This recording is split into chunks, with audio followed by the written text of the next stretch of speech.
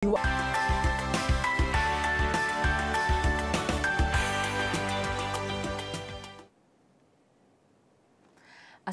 dan salam Malaysia Madani bersama saya Sabrina Baas dalam Berita Pagi Sabah, edisi Selasa 15 Ogos 2023. Tapak arkeologi di negeri ini perlu dikekalkan sebagai warisan yang menyumbang kepada ilmu dan budaya masyarakat setempat. Menteri Pelancongan Kebudayaan dan Alam Sekitar Sabah Kepkas, Datuk Christina Liu berkata, ia juga perlu dikekalkan kerana berpotensi menjadi kawasan tarikan pelancong, khususnya pelancong dari luar negara. Beliau berucap merasmikan kursus asas arkeologi siri 1 di Kompleks Muzium Sabah, Kota Kinabalu. Teks ucapannya disampaikan Setiausaha Tetap Kepkas, Datuk Muhammad Yusri Abdullah. Bercakap kepada RTM, Datuk Muhammad Yusri berharap program berkenaan akan membuka ruang kerjasama antara Kepkas dan institusi atau jabatan berkaitan penyelidikan warisan dan budaya bagi memperkasa industri pelancongan berasaskan warisan sejarah. Kita mengalung-alungkan maklumat masyarakat setempat ataupun terutama sekali etnik yang mereka wakili supaya memaklumkan kepada kerajaan dan seterusnya berusaha untuk menjaga waris, kerana itu juga salah satu warisan yang boleh mereka promosikan sebagai satu produk pelancongan komuniti. Kursus anjuran Pusat Penyelidikan Arkeologi Global Universiti Sains Malaysia USM Pulau Pinang dengan kerjasama Jabatan Muzium Sabah ini disertai 100 peserta. Ia bertujuan meningkatkan kefahaman asas tentang teori, konsep dan pendekatan yang diaplikasikan dalam proses kerja arkeologi. Seramai 114 pegawai teknikal lantikan kontrak akan ditempatkan di 38 pejabat daerah seluruh Sabah bagi memperkasa pelaksanaan pembangunan projek kecil di kawasan tersebut. Menteri di Jabatan Perdana Menteri Hal Ehwal Sabah, Sarawak dan Tugas-Tugas Khas, Datuk Armizan Muhammad Ali berkata, 3 pegawai teknikal terdiri seorang jurutera dan 2 penolong jurutera akan ditempatkan di kesemua pejabat daerah bagi menambah pasukan teknikal. Menurut beliau, proses temuduga telah diadakan dan berharap mereka dapat ditempatkan di kawasan masing-masing dalam masa terdekat agar pelaksanaan projek pembangunan dapat dilaksana segera.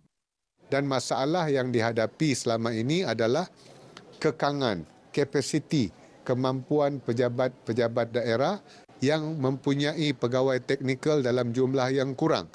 Ada yang 2, ada yang 1. Kerajaan Persekutuan membuat pelantikan 3 orang setiap daerah melibatkan perjawatan Contract of Service.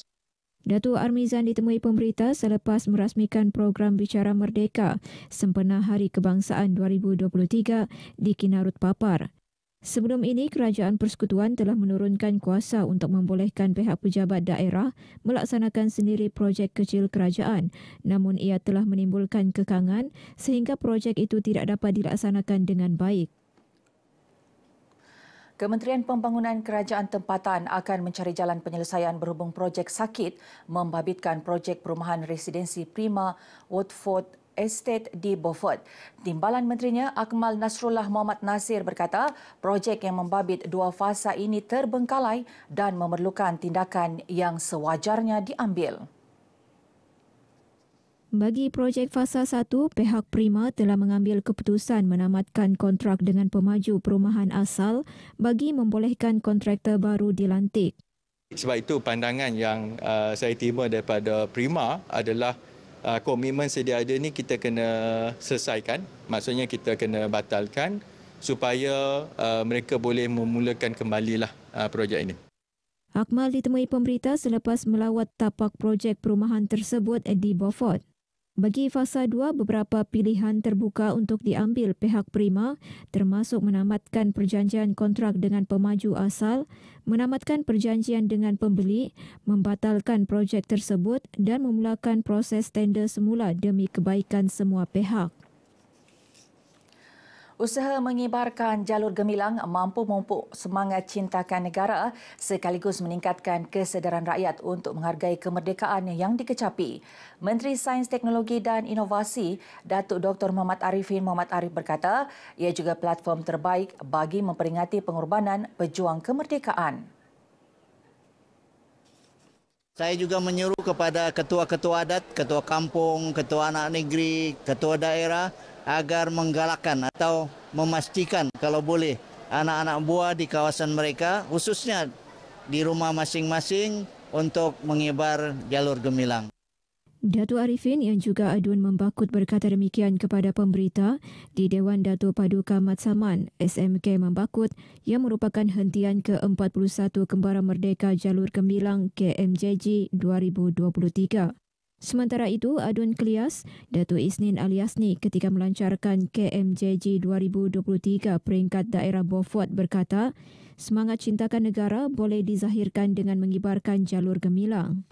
Saya juga minta supaya masyarakat keseluruhannya, supaya kita mengibarkan jalur gemilang kita untuk kita menghayati betapa besar artinya merdeka itu. Kadang-kadang masyarakat kita lupa betapa tingginya nilai bendera kita itu. Sebagai kaki tangan awam, kita minta sebagai contoh untuk mengibarkan jalur gemilang supaya rakyat-rakyat di bawah itu mengikuti kemerdekaan kita yang dipimpin oleh orang-orang terdahulu supaya negara kita aman dan damai, tidak mengira bangsa dan keturunan. KMJG 2023 yang masuk hari ke-9 semalam telah melalui 6 perhentian meliputi daerah Beaufort, Kuala Penyu, Membakut dan Papar. Polis Tawau menahan seorang lelaki dan merampas lebih 7.4 kilogram dadah jenis syabu bernilai RM444,400 di kawasan Jeti Awam Pelabuhan Tawau 8 Ogos lepas. Ketua Polis Daerah Tawau ACP Jasmine Husin berkata, lelaki warga asing 22 tahun itu ditahan ketika membawa satu karung guni berwarna putih dalam keadaan mencurigakan.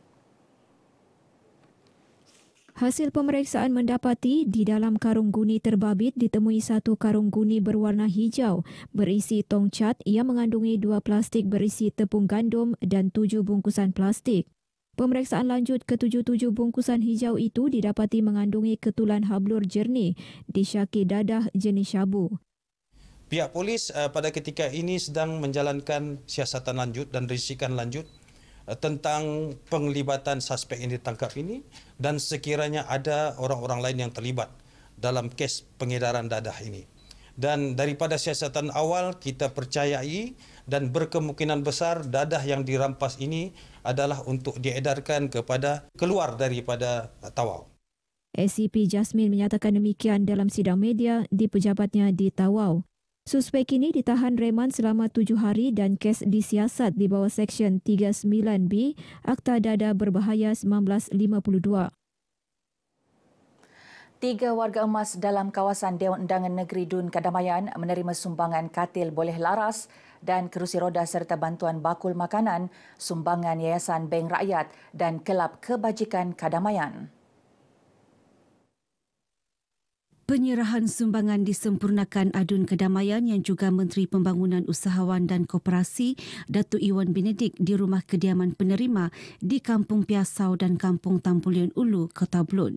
Ketika ditemui pemberita, Datuk Iwan menyatakan komitmennya untuk terus menyantuni rakyat dalam kawasan Dun Kedamaian, terutamanya golongan memerlukan agar mereka mendapat bantuan sewajarnya dan meneruskan kehidupan dengan lebih baik. Program-program sebegini merupakan program yang sentiasa saya adakan setiap kali berada dalam kawasan Kedamaian, iaitu mengunjungi keluarga-keluarga yang memerlukan bantuan seperti ini dan menyampaikan bantuan-bantuan yang diperlukan. Mengulas lanjut mengenai program bantuan ini, Datuk Iwan mengalu-alukan kerjasama Yayasan Bank Rakyat, Pusat Khidmat Adun Kedamaian dan Kelab Kebajikan Kedamaian yang mempermudahkan bantuan kepada rakyat yang memerlukan. Beliau memaklumkan 20 keluarga lagi dalam kawasan Dun Kedamaian dikenal pasti menerima bantuan seumpama tahun ini.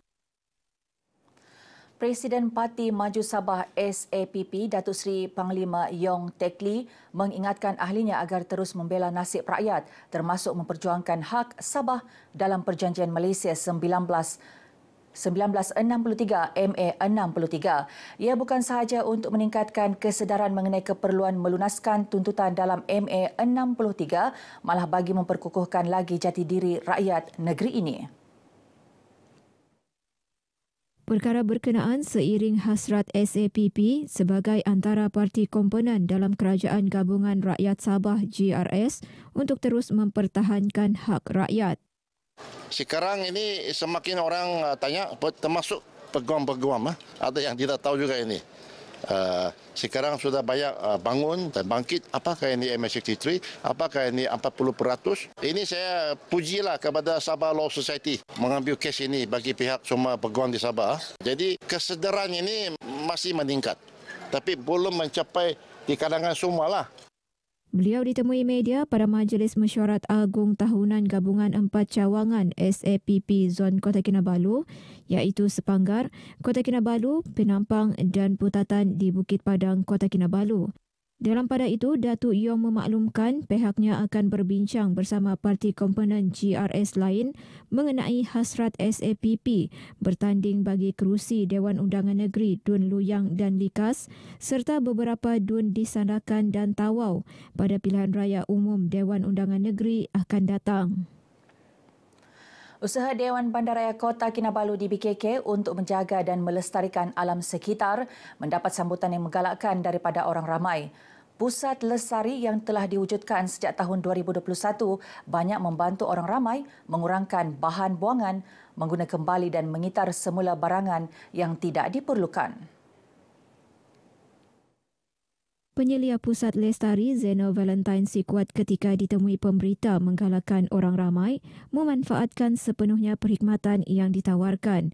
Antara barangan yang diterima adalah beg dan pakaian terpakai. Saya menyuruh kepada orang awam, sekiranya mereka ada barang-barang yang ingin mereka tidak gunakan, mereka boleh hantarlah terus kepada kami untuk dikitar semula. Pengguna yang ditemui menyambut baik matlamat Pusat Lestari ini yang berupaya membantu masyarakat yang memerlukan untuk mendapatkan barangan yang dihantar ke pusat berkenaan. Pusat Lestari ini sangat baguslah.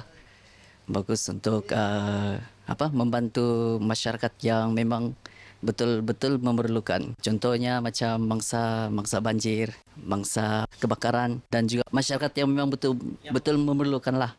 Dari segi pembayaran dia tinggulah macam kami repay kadang-kadang kami kasih tolong repay kadang-kadang dalam tidak juga banyak dalam RM10.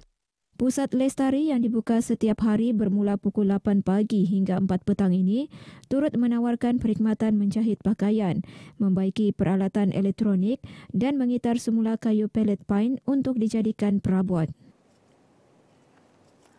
Baik, paparan itu mengakhiri perkembangan Berita Pagi Sabah kali ini. Menyusul selepas ini, Berita Pagi Sarawak. Saya Sabrina Baas, Malaysia Madani, tekad perpaduan penuhi harapan. Assalamualaikum.